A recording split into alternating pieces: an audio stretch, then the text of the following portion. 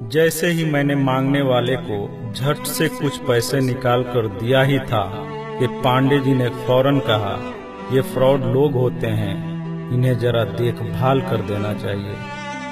ये लोग हमारी अच्छाई का फायदा उठाते हैं और हमें ठगते हैं। पांडे जी की बातों को सुनकर मैंने कहा, आपने बिल्कुल सही फरमाया।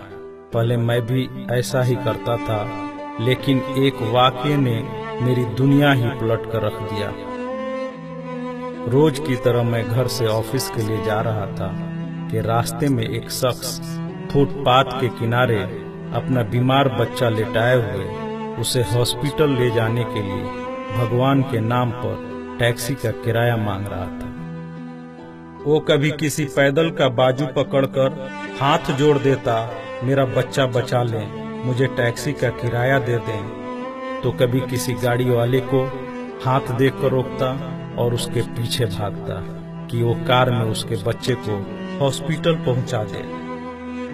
कोई रुकता तो कोई नहीं रुकता, जो भी रुकता वो भी उसे घूर कर देखता और आप वाली सोच सोच कर उसे डांटता, काम करके खाने की नसीहत करता और आगे निकल जाता। मैं जैसे ही अपनी कार पार्क कर रहा था कि उसकी नजर मुझ पर भी पड़ी और वो मेरे गाड़ी के सामने आकर खड़ा हो गया था और मेरे रुकते ही मेरे दरवाजे के शीशे पे जोर जोर से पीटने लगा। जैसे ही मैंने गिलास नीचे किया, उसने मेरा हाथ पकड़ लिया और कहने लगा, भाईजान, खुदा के लिए मेरे बच्चे की जिंदगी बचा लें, उसे सख्त बुखार है। आप नीचे उतरकर उसको देख तो लें तो आपको यकीन आ जाएगा। आप देंगे तो शायद किसी और को भी एतबार आ जाए। मगर मैं भी उसी की तरह सोच रहा था। मैंने भी उसे काम करके खाने की तस्कीन की और पिछले जुम्मा की सुनी हुई हदीस उसको भी सुना दी कि कमा कर खाने वाला अल्लाह का दोस्त होता है, और गिलास बंद करके आगे बढ़ गया। ये बड़बड़ाते हुए कि हरामखोर, ये हमें बेवकूफ समझते हैं।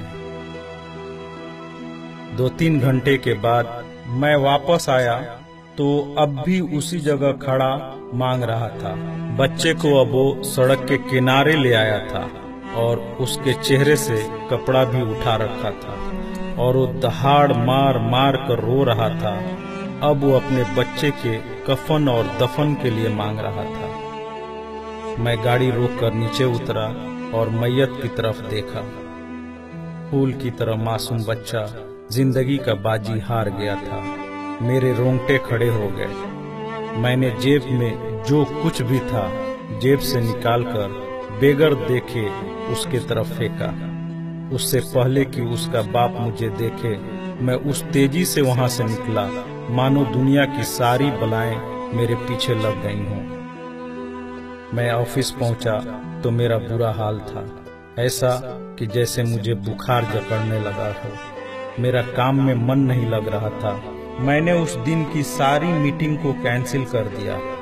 मैं भी उसी बच्चे की तरह एड़िया रगड़ रगड़ कर मरना चाहता था। 2-3 दिन के बाद बुखार को तो आराम आ गया, लेकिन मैं जहनी मरीज बन गया था। मुझे लगता था कि मेरी उसी सोच से वो बच्चा मर गया। कुछ दिन गुजरे, मैं ऑफिस में स्टाफ से बात कर रहा था। तब तक रिसेप्शन से आवाज आई, सर आपसे कोई मिलना चाहता है। मैंने पलट कर देखा, सामने उस मरे हुए बच्चे के बाप को देखकर मुझे चक्कर आ गया और मैं पत्थर का बुत बने उसे देख रहा था।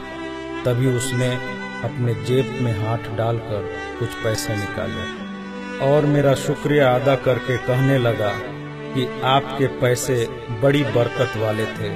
शायद आपके खुलूस की बरकत थी कि मेरे बहुत सारे काम हो गए।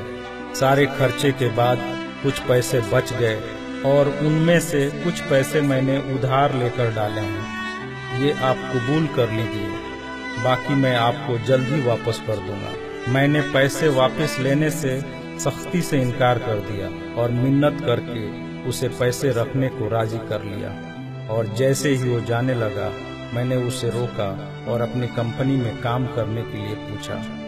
वैसे राजी हो गया जैसे उसे काम की ही तलाश थी और किसी ने उसके दिल की बात सुन ली हो।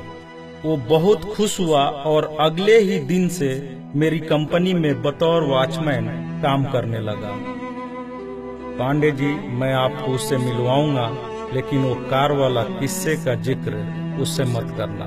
उसने आज तक नहीं पहचाना कि उसने मेरा भी कार रोककर मुझसे मदद मांगी थी।